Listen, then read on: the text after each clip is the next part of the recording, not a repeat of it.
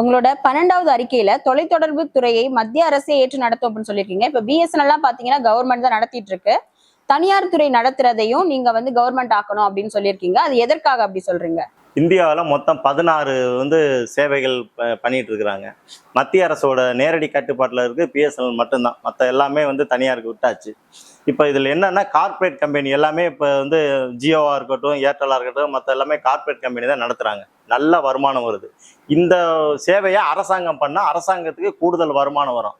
அதனால நலத்திட்டங்களை நிறைய பண்ணலாம். அதனால இந்த அங்கீகாரத்தை ரத்து பண்ணிட்டு மத்திய அரசே இது நேரடியாக நடத்தினா கூடுதல் வருமானம் வரும். இதனால அரசு திட்டங்கள் செயல்படுறது ரொம்ப எளிமையா இருக்கும். கார்பரேட்டுக்கு இவ்வளவு பெரிய லாபத்தை கொடுத்து அவங்க நடத்தி தான் ஆகணும்னா அப்ப அரசாங்கம் எதுக்கு இருக்குது? அரசாங்கத்தினால செய்ய முடியாத ஒரு கார்பரேட் செஞ்சிட முடியுமா?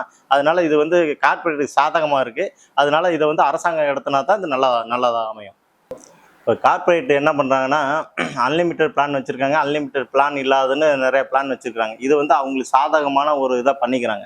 இப்போ துபாய் போன்ற நாடுகளில் பார்த்தீங்கன்னா 100 mbps ஸ்பீட்னா அதோட ஸ்பீடு 100 mbps தான் இருக்கும். ஸ்டார்டிங்லேருந்து ஃபினிஷிங் வரைக்கும் அதான் இருக்கும். ஆனால் இங்கே அப்படி இல்லை. 2G 4G 5G அப்படிங்கிறாங்க. ஒரு லிமிட்டுக்கு மேலே போகும்போது அதோட ஸ்பீடு கம்மியாயிடுது. அதனால என்ன ஆகுதுன்னா இது அதிகப்படியான லாபம் தனியாருக்கு தான் போகுது, கார்பரேட்டுக்கு தான் போகுது. இது அரசாங்கம் செய்யும் போது என்னன்னா அந்த ஸ்பீடு லிமிட்டை அப்படியே கொடுக்கலாம். அரசாங்கத்துக்கு நல்ல வருமானம் வரும். இதனால எந்த பாதிப்பும் இல்லை. அதனால இப்போ இந்த திட்டத்தை தனியாருக்கு கொடுக்கறத நாங்கள் தடை பண்ணுறோம்.